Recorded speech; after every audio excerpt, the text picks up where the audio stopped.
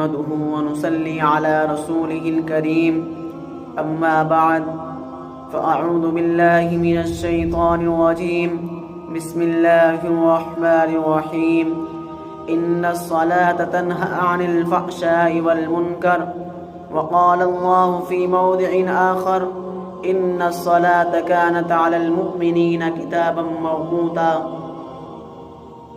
محترم سامعین کرام، جب انسان کفر کی ظلم و تاریک سے نکل کر اسلام کی روشنی میں داخل ہوتا ہے تو سب سے پہلے اس کو جس چیز کا مکلف بنایا جاتا ہے وہ نماز ہے، اور اسی کے ذریعے سے ایک مکمل انسان کی پہچان ہوتی ہے کہ یہ شخص دار اسلام میں داخل ہے یا نہیں۔ مگر آج ہم سب ایمان لانے کے بعد نماز سے کوسوں دور ہے۔ ایسا لگتا ہے کہ نماز اور اسلام کے درمیان کوئی تعلق ہی نہیں رہا، حالانکہ ان دونوں کے درمیان کافی گہرا تعلق ہے۔ میں اسی تعلق کو بتانے کے لیے آپ حضرات کے سامنے آیا ہوں۔ میں آپ کو بتاتا چلوں کہ نماز اور مسلمانوں کے درمیان تعلق کیا ہے، پھر اسلام میں نماز کا مقام و مرتبہ کیا ہے۔ ان سب باتوں کو ہم سب کے لیے جاننا ضروری ہے تاکہ نماز کی اہمیت کو سمجھنا ہم سب کے لیے آسان ہو جائے۔ اللہ تبارک و تعالیٰ نے ہم سب مسلمانوں پر 5 وقت کی نمازیں فرض کی ہے۔ نماز ہی ایک ایسا طریقہ ہے جو ہر مسلمان عاقل بالغ پر فرض ہے۔ اسی سے ہم اور آپ اندازہ لگا سکتے ہیں کہ نماز کتنی ضروری اور اہم عبادت ہے۔ نماز مسلمانوں کی پہچان ہے، نماز مسلمانوں کی شان ہے، نماز مسلمانوں کا دینی و ملی شعار ہے، نماز مسلمانوں کی سربلندی ہے، نماز مسلمانوں کی اپنے رب سے ملاقات کا ذریعہ ہے، نماز کفر سے چھٹکارے کا نام ہے، نماز جنت کی کنجی ہے، نماز جہنم سے نجات کا ذریعہ ہے۔ میرے دوستو، یہ سب چیزیں نماز کی اہمیت کو بتانے کے لیے ہے، اس لیے کہ نماز اللہ تعالیٰ کے نزدیک بہت محبوب عبادت ہے، کیونکہ نماز میں بندہ اپنی فطرت کے اعلیٰ مرتبہ پر ہوتا ہے۔ اور آپ حضرات جانتے ہیں کہ اللہ تعالیٰ نے انسان کی فطرت میں عبادت رکھی ہے، جیسا کہ ارشاد ربانی ہے وَمَا خَلَقْتُ الْجِنَّ وَالْإِنسَ إِلَّا لِيَعْبُدُونَ۔ ہم نے انسان و جنات کو صرف اپنی عبادت کے لیے پیدا کیا ہے۔ دوسری چیز انسان کے اندر یہ ہے کہ وہ مٹی سے پیدا کیا گیا ہے، اور آپ جانتے ہیں کہ مٹی کی فطرت میں عاجزی ہوتی ہے، پستی ہوتی ہے، ضعف ہوتا ہے۔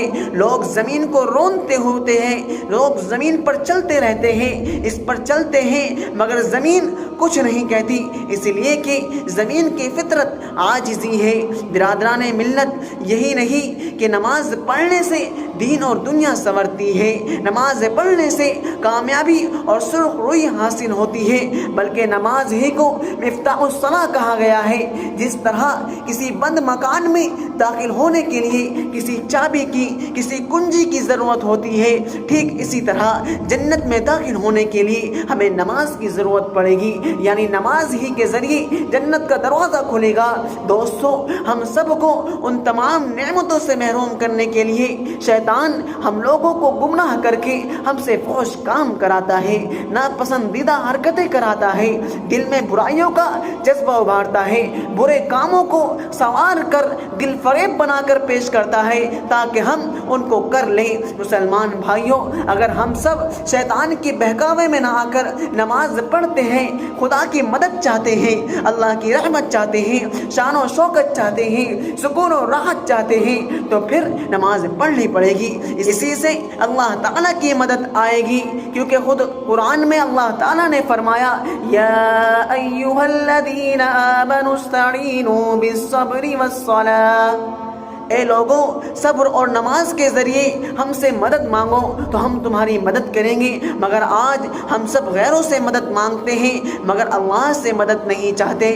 میرے عزیز ساتھیوں، اللہ تعالیٰ سے بڑھ کر کوئی قدردان نہیں ہو سکتا، اس سے بڑھ کر کوئی انعام دینے والا نہیں ہو سکتا۔ لوگ دنیا کی مسجدوں میں مٹی کی اینٹیں لگاتے ہیں، خالق کائنات چاندی اور سونے سے بنا ہوا محل عطا فرمائے گا جس کا ہم اور آپ تصور بھی نہیں کر سکتے۔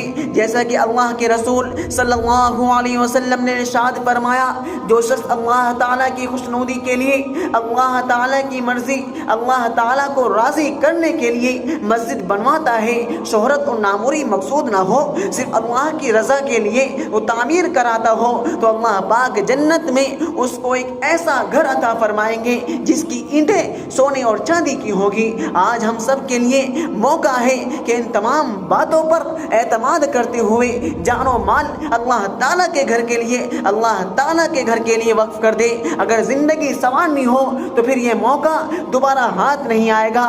جب ملک الموت روح قبض کرنے کے لیے آئیں گے تو انسان کہے گا مجھے تھوڑی سی مہلت دے دو کہ میں صدقہ کر کے صالحین کے ساتھ شامل ہو جاؤں، لیکن میرے عزیز ساتھیوں، ایک سانس لینے کی بھی مہلت نہیں ملے گی۔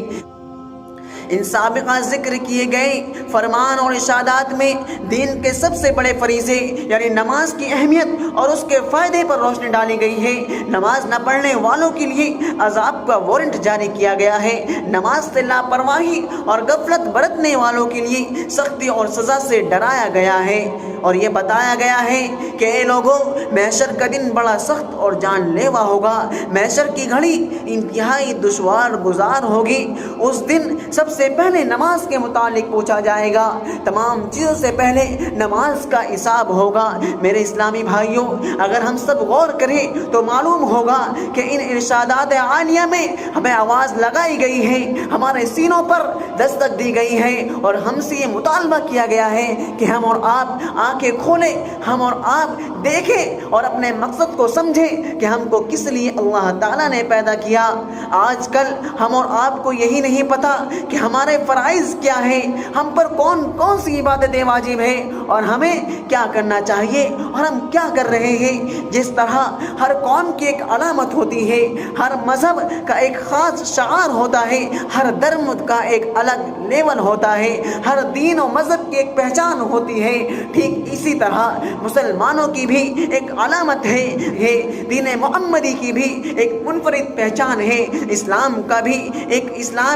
اسلام کی بھی ایک الگ پہچان ہے۔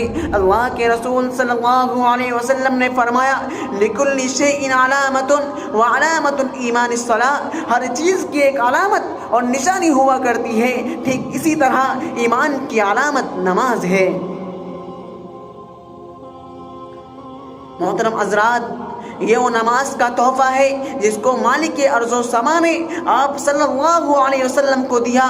یہ وہ تحفہ ہے جو ایک حبیب نے اپنے محبوب کو دیا، یہ وہ ہدیہ ہے جو اللہ تعالیٰ نے اپنے محبوب، اپنے پیارے کو عطا کیا۔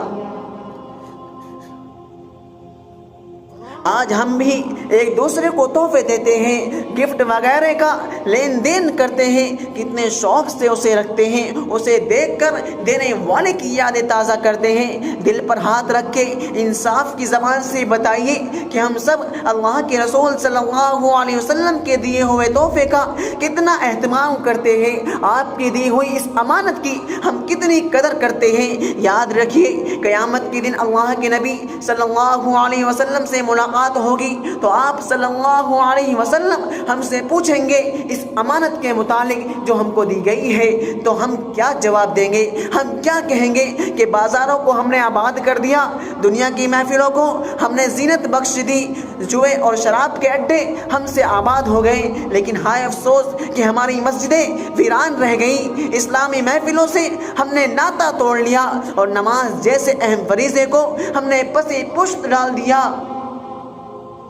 مسلمانوں، نماز کی اہمیت کو سمجھو کیونکہ اس میں بڑے فائدے ہیں۔ قرآن سے پوچھو تو ہمیں قرآن بتائے گا، ان الصلاۃ تنہی عن الفحشاء والمنکر، نماز تمام برائی سے روک دیتی ہے۔ نماز ہی کے متعلق آپ صلی اللہ علیہ وسلم نے فرمایا، جس طرح کسی عمارت کے لیے ستون کی ضرورت پڑتی ہے، ایک چھت کے لیے ایک پلر کی ضرورت ہوتی ہے، ٹھیک اسی طرح نماز دین کا ستون ہے، دین کے لیے مضبوطی اور سہارا ہے۔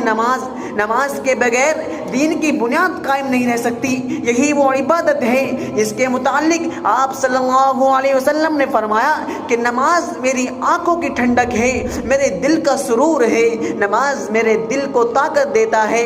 میں آپ کو بتاؤں حقیقت بھی یہی ہے کہ جسے نماز کا لطف حاصل ہوتا ہے بغیر نماز پڑھے اسے چین نہیں آتا۔ نماز کا مزہ رسول اللہ صلی اللہ علیہ وسلم کے عمل سے معلوم کرو، نماز کا مزہ صحابہ کرام سے معلوم کرو، نماز کا لطف تابعین سے معلوم کرو، نماز کا مزہ تبع تابعین سے معلوم کرو، نماز کا مزہ صوفیاء کرام سے معلوم کرو، نماز کا مزہ پرہیزگاروں سے معلوم کرو، نماز کا لطف اللہ والوں سے معلوم کرو۔ یہ سب حضرات آپ کو سرور کے اصول کا طریقہ بتائیں گے، آپ کو مزہ لینے کا طریقہ بتائیں گے، اور رسول اللہ صلی اللہ علیہ وسلم کا یہ جملہ سنائیں گے، ان تعبد اللہ کأنک تراہ، کہ نماز کا مزہ اس وقت ملے گا جب اللہ کے سامنے عاجزی و انکساری کے ساتھ نماز پڑھیں گے، اور یہ بات ہمارے پیش نظر ہوگی کہ اللہ ہم کو دیکھ رہا ہے۔ میرے دوستوں، ہمارے سینوں میں وہ آتش عشق نہیں، ہمارے دلوں میں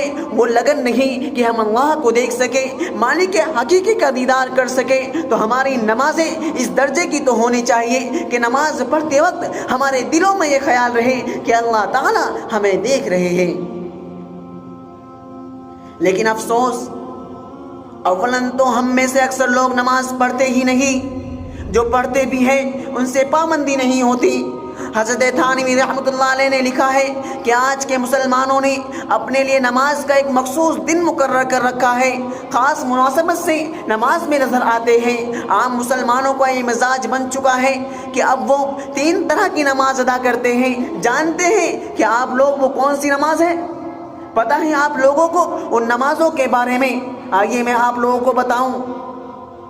پہلی قسم ہے 8 کی نماز، یعنی جمعے کی نماز۔ ہم میں سے اکثر لوگ جمعے کی نماز صرف اس لیے پڑھتے ہیں کہ گھر پر جمعے کے دن زبردست تیاری ہوتی ہے، پورے گاؤں میں جمعے کے دن عید جیسا ماحول ہوتا ہے، چھوٹے معصوم بچے بھی جمعے کے لیے چلے آتے ہیں، اسی لیے ہم بھی اپنی عزت اور شرمندگی چھپانے کے لیے جمعے کی دن مسجد میں چلے آتے ہیں۔ دوسری قسم ہے کھاٹ کی نماز، یعنی نماز جنازہ۔ جب گاؤں میں کسی کا انتقال ہو جاتا ہے تو اس رعایت میں ہم اس کی نماز جنازہ پڑھ لیتے ہیں کہ اگر آج ہم اس کی نماز جنازہ میں شریک نہیں ہوتے تو کل جب ہمارے گھر میں کسی کا انتقال ہوگا تو وہ بھی ہمارے جنازے میں شریک نہیں ہوگا۔ تیسرے قسم 360 دن کی نماز، یعنی عید الفطر اور عید الاضحیٰ کی نماز۔ مجھے کہنے دیجئے کہ یہ نمازیں ہم اپنی تہمت دور کرنے کے لیے پڑھتے ہیں، ہم اپنی عزت و آبرو کی حفاظت کے لیے پڑھتے ہیں، طعن و تشنیع سے بچنے کے لیے پڑھتے ہیں، بچوں اور بوڑھوں کی رعایت میں پڑھتے ہیں۔ اگر ہم سب اس دنیا میں ہی غور و فکر کریں، سوچیں سمجھیں، تو ہم کو بہت ہی آسانی سے نماز کی حقیقت معلوم ہو جائے گی۔ ذرا بتاؤ تو صحیح، اگر اس دنیا میں کوئی آقا اپنے غلام کو حکم دے، استاذ اپنے شاگرد کو کچھ کہے اور اس پر عمل نہ کرے، یا باپ اپنے بیٹے کو کسی کام کے لیے کہے اور وہ اس کام کو نہ کرے، آپ ہی بتائیے آقا اپنے غلام سے خفا ہوگا یا نہیں؟ باپ اپنے بیٹے سے غصہ ہوگا یا نہیں؟